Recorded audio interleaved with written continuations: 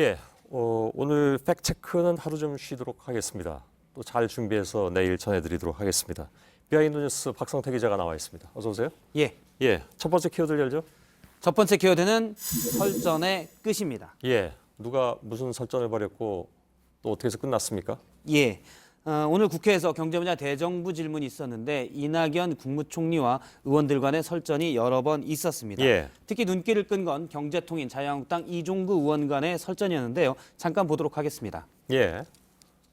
임금을 올려놓고 일자리 안정기금을 주는 거는 전형적인 병 주고 약 주는 그런 정책 아닙니까? 저임금에 허덕이는 근로자들께 임금을 좀 올려드린다는 것이 병 주는 것이라고 생각하지 않습니다. 예. 이종구 의원이 추가 질문을 못하고 그냥 예. 고개를 끄덕거리는 모습을 확인을 했습니다. 예. 그러다 이 의원은 갑자기 본인이 강점이 있는 금융 분야에 대해서 물어봤는데요. 뉴욕 증시와 코스닥 그리고 코스피가 왜 이렇게 폭락했냐라고 물어보자 이낙연 총리가 잠깐 머뭇거리다가 여러 요인들로 분석된다라고 좀 두루뭉술하게 얘기를 했습니다. 예. 그러자 이종구 의원이 회심의 미소를 짓고 그런 얘기는 하나마나한 얘기다 이렇게 반박하기도 했습니다. 예. 이 총리가 답변을 바로 대답을 하면서 은근히 좀 역공을 해서 대정부 질문 대답이 종종 화제가 되곤 했는데 예. 오늘은 보니까 두 사람이 뭐 팽팽했다는 얘기인가요? 한 번씩 치고 받은 셈이었는데요. 그 다음 질문에서는 이 총리가 아예 즉답을 못한 경우도 있었습니다. 예. 재건축 부담금에 대해서 이종구 의원이 재건축 부담금도 내고 또 양도소득세도 내면 부담이 너무 크다면서 좀 색다른 비유를 들었는데 이 질문도 들어보겠습니다. 예.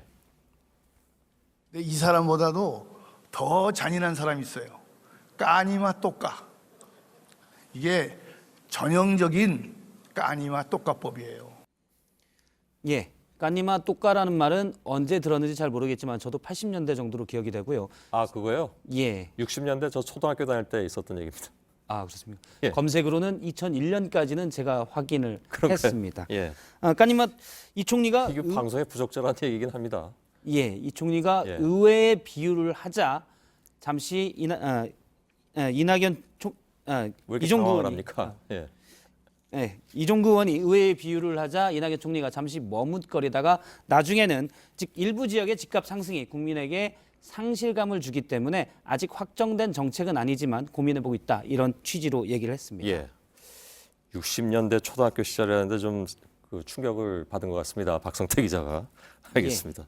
두 번째 키워드는요? 두 번째 키워드는 간발의 차 당명의 미래입니다. 예. 잠깐 정당 등록증을 하나 볼 텐데요. 당명은 우리미래당입니다. 지난해 3월 20일에 등록된 당입니다. 예. 우리미래는 지금 우리나라에 모두 35개 정당이 등록돼 있는데 그중 하나고 아, 그렇게 많습니까?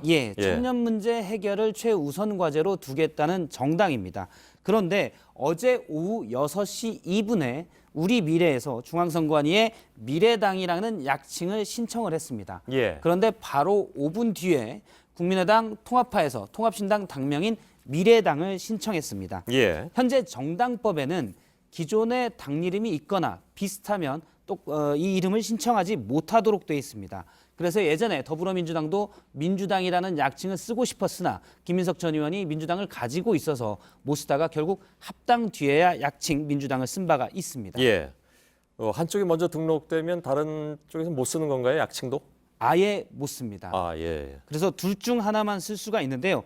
선관위는 모두 양측이 6시 이후에 왔다. 업무 시간이 6시까지인데 6시 이후 왔기 때문에 공식적인 접수를 하지 않고 오늘 오전에 접수를 했습니다. 접수 번호가 어디가 빠르냐고 물어봤는데 거기에 대해서는 답할 수 없다라고 했고요. 예. 내일 위원회를 열고 둘 중 어디를 받을지 결정할 예정입니다. 아, 그런가요? 예. 5분 차이로 두 정당이 같은 이름을 신청한 것은 처음이라고 밝혔습니다. 5분 차이라는 것도 좀 신기하네요. 어떻게 보면. 그래서 제가 물어보니까 우리미래 측에서 국민의당 통합파가 미래당이라는 당명을 정하자 고민을 하고 있다가 우리미래당과 이름이 비슷하기 때문에요. 고민을 하고 있다가 어제 오전에 선관위에 이거 어떻게 하면 되냐라고 물어봤더니 예. 선관위가 먼저 등록을 해야 약칭 미래당을 쓸 수 있다 이런 답을 하자 부랴부랴 서류를 준비하고 있었는데 이 와중에 국민의당 측에서 어제 그러니까 미래당 당명을 등록하러 온다는 소리를 듣고 재빨리 서류를 준비해서 오후 6시 2분에 예. 5분 먼저 신청을 한 배경이 있었습니다. 예. 그런데 사실 국민의당 측에서도 우리미래당이 있다는 것을 알고 있었습니다. 지난해 3월에 우리미래당의 정책 토론회에서 당시 안철수 후보가 참석을 했었습니다. 예. 지금 마이크를 보면 마이크 편말에 그러네요. 우리미래라고 적혀 있었습니다. 예. 미래당이란 이름은 국민의당 측에서 선호한 것으로 알려졌는데 토론회는 같지만 당 이름은 아마 기억을 못했던 것으로 해석이 됩니다. 예. 세 번째 키워드는요? 네, 세 번째 키워드는 26대 8입니다. 예. 무슨 스코어입니까 이게? 오늘 노회찬 의원이 교섭단체 대표 연설을 했는데요.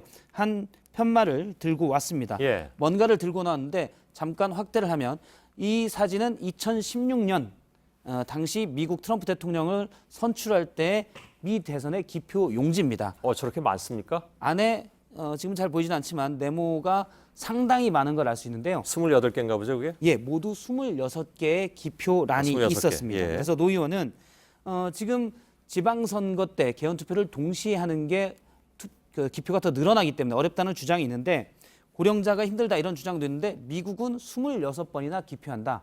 어렵긴 뭐가 어렵냐 이런 취지로 얘기를 했습니다. 예. 근데 지금 8번이라며요. 예, 지역에 따라서 8번, 9번.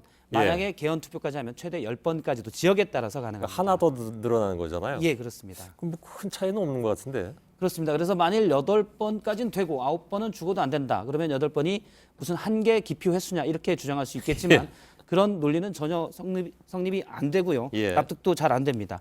미국의 경우 지역에 따라 기표 횟수가 많이 다른데요. 대통령도 뽑고 상하 의원, 또 주 의원, 또 주 수뇌 판사, 회계감사 여러 예. 명을 뽑기 때문에 지금 저희가 샘플로 하나 구해왔는데 저런 기표용지가 석 장이 있습니다. 예. 그래서 최대 70개가 넘는 지역도 그런가요? 나올 수가 있습니다.